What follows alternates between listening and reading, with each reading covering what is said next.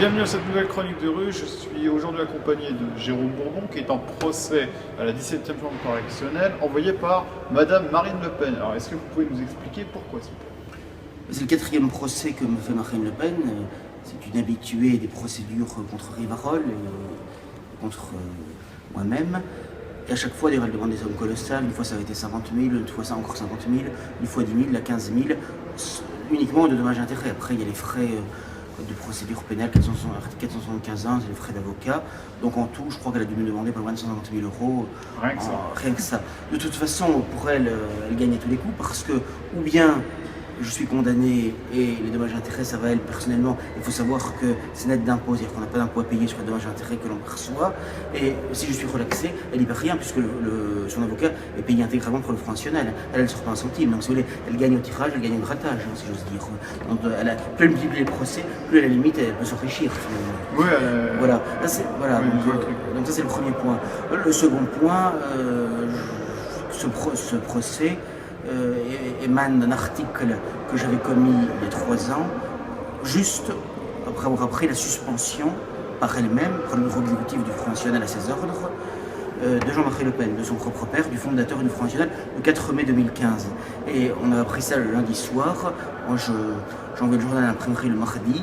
Et donc j'ai eu le temps de faire un éditorial très long, effectivement assez corrosif, assez polémique, assez pamphlétaire, parce que j'étais vraiment choqué, scandalisé, même si ce n'était pas une surprise pour moi, de la façon dont elle traitait son père, auquel elle doit tout. Non seulement elle doit la vie, évidemment, mais elle lui doit aussi sa carrière, elle lui doit sa position, parce que sans l'aide active, appuyée, constante de son père, elle n'aurait jamais été élue à la présidence du Front National, à sa succession.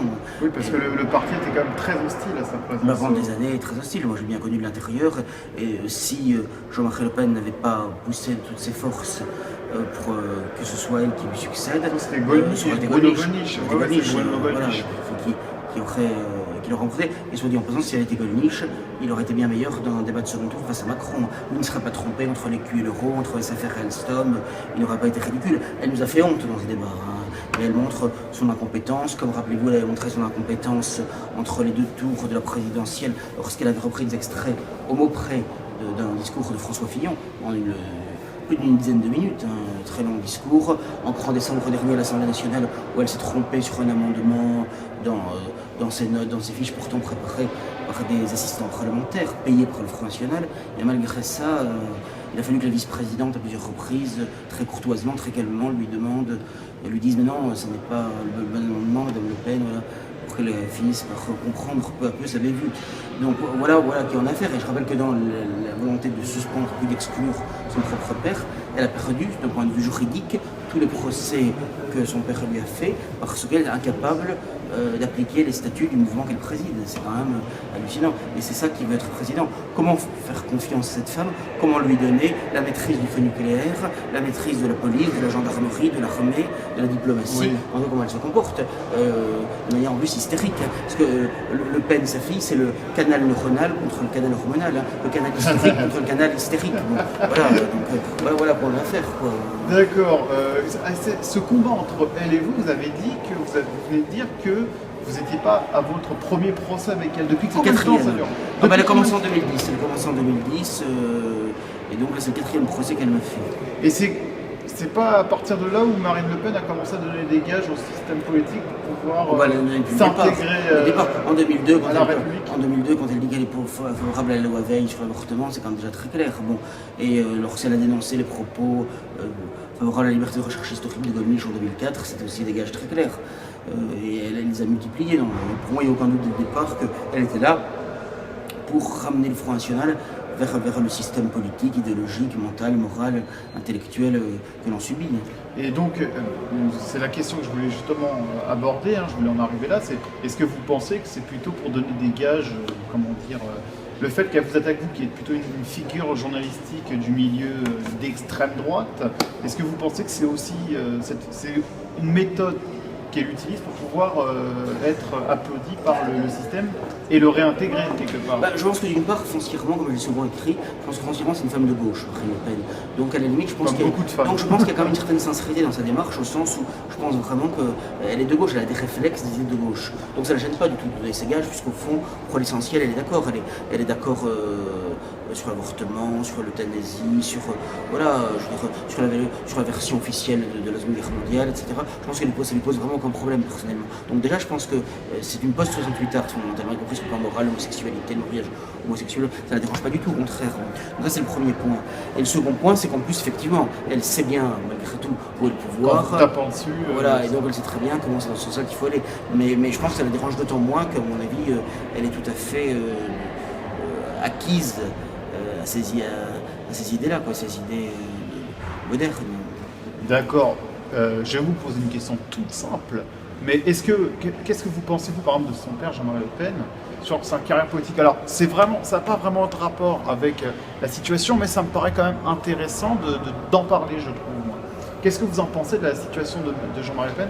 Comment il termine sa vie politique? Alors, tout le monde sait qu'il a sorti un livre il n'y a pas longtemps, ses mémoires. Qu'est-ce que vous en pensez, vous, de tout ça? D'abord, son livre, moi je l'ai lu en une nuit, il est magnifiquement écrit, superbement écrit, et il est passionnant. On apprend beaucoup de choses sur l'ancienne France, sur la Bretagne de son enfance, sur la guerre, sur la façon dont son père est mort, après tresser pendant des heures dans l'eau, quand une mine c'est très émouvant, très bien écrit. Et puis il y a tout son combat, après son combat avec Poujade, son combat avec Tixier, auparavant son combat en Indochine, lorsqu'il était président de la Cour de droit. C'est passionnant, il y a toute une histoire non seulement de sa vie personnelle, et de la vie politique en France, mais de la vie de la France également, et c'est tout à fait intéressant. Et on voit à quel point les choses se sont effondrées en l'espace d'un demi-siècle, donc c'est assez saisissant à voir. C'est un monument, Jean-Marie Le Pen, de la vie politique française, c'est le dernier fauve politique dont on dispose encore, et je pense que c'est pour ça qu'il y a tant de succès pour son livre, parce que les gens sentent confusément qu'après lui c'est un immense désert finalement, et que les gens qui parlent avec une certaine sincérité, avec son cœur, avec ses tripes, avec aussi un vécu, une expérience extraordinaire, il n'y en a plus après lui finalement. Et donc je pense que oui, effectivement, quand on voit sa fille à côté, comme disent les jeunes, il n'y a pas photo entre les deux. Bon. Et c'est quand même triste de voir que c'est une médiocre comme elle, qui n'a rien prouvé, qui est une avocate ratée, qui ne travaillait pas ses dossiers, qui était nulle finalement, et qui uniquement parce qu'elle s'appelle Le Pen a bénéficié d'un fonds de commerce dont elle est absolument indigne. D'accord. C'est une question stupide là cette fois-ci. Je pense, on s'attend tous à votre réponse, mais je vais vous la poser quand même. Malgré toutes les allégeances qu'a fait Marine Le Pen, est-ce que vous pensez qu'un jour elle va pouvoir accéder au pouvoir? Je ne suis pas Madame Soleil, mais je sais bien, mais par des raisonnements logiques. A priori, je vous dirais que non. Je vous dirais que non, parce que je pense que je pense qu'elle est quand même très affaiblie par ce qui s'est passé aujourd'hui, et qu'en plus les gens se rendent bien compte quand même qu'elle n'a pas les compétences minimales, et que ce sera un désastre sur le plan politique ce qu'elle ferait, parce que elle-même est incompétente, elle est entourée d'incompétents. Donc c'est un mélange, comme je l'ai souvent dit, le Front National mariniste, de pieds nickelés, de bras cassés, des bas-fonds et des bas de plafond. Par conséquent, ça va pas très loin finalement, entre la poissonnière et la pissotière. D'accord. Une toute dernière question, et ensuite, voilà. Marion Maréchal Le Pen a fait un retour très soudain. Oui. Personne ne s'y attendait, parce qu'il y a quelques, je crois encore l'année dernière, elle exprimait sa volonté de retrait politique. Oui. Et tout d'un coup, on la revoit il y a même pas un mois, on la revoit aux States, aux États-Unis, faire des conférences. Alors elle est très acclamée. Est-ce que vous pensez que son retour est quelque chose de sérieux, ou est-ce que c'est encore une combine du système politique? Je pense qu'on nous la fabrique, et que de même que dans les années 2010, un petit peu avant, on a vraiment fait le choix de Marine Le Pen, les médias ont fait le choix de Marine Le Pen contre Gollnisch très clairement. C'est évident, dans la campagne interne, c'est quand même frappant, avec Marine Le Pen qui était invitée, mise en avant. Et je pense que là, oui, je pense qu'il y a une forte opération. On ne va pas à un congrès en parlant juste après le vice-président, juste avant le président des États-Unis d'Amérique, sans disposer de soutien, de réseau puissant et organisé, c'est évident. Donc je pense qu'il y a effectivement une volonté, très certainement, de la mettre sur Hobbit, Marion Maréchal Le Pen.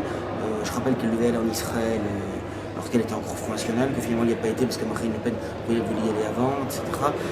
Elle est quand même soutenue par des milieux quand même très sionistes. Je voyais par exemple Yvan Ridefoul, qui est chroniqueur Figaro, qui est vraiment un agent israélien. La défendait de manière sans réserve, etc. Je dis franchement, beaucoup de gens apprécient dans la mouvance qu'elle est jeune et jolie, c'est vrai, mais je pense fondamentalement que c'est pas quelqu'un de chez nous. Enfin, en tout cas, moi j'ai aucune confiance en elle. Et je rappelle que dans le parricide de son grand-père, elle y a participé activement comme sa tante. Hein. Elle a tout à fait approuvé. Elle a été odieuse également avec lui, elle a plus grand contact avec.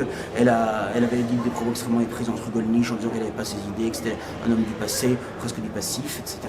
Et, une espèce de moderniste. Oui, puis bon, sur le plan de son catholicisme supposé, d'abord elle a dit elle-même qu'elle est pour le maintien de la loi Veil, donc ça me paraît quand même assez incompatible pour quelqu'un qui se dit catholique, et de surcroît, on sait qu'elle a une vie privée, on puisse dire qu'elle est agitée. Voilà. Par conséquent, moi personnellement, je dis franchement, j'ai aucune confiance en elle. Hein. D'accord, ok. Bon, est-ce que vous avez quelque chose à ajouter de ce point? Non, c'est tout. Très bien. À une prochaine.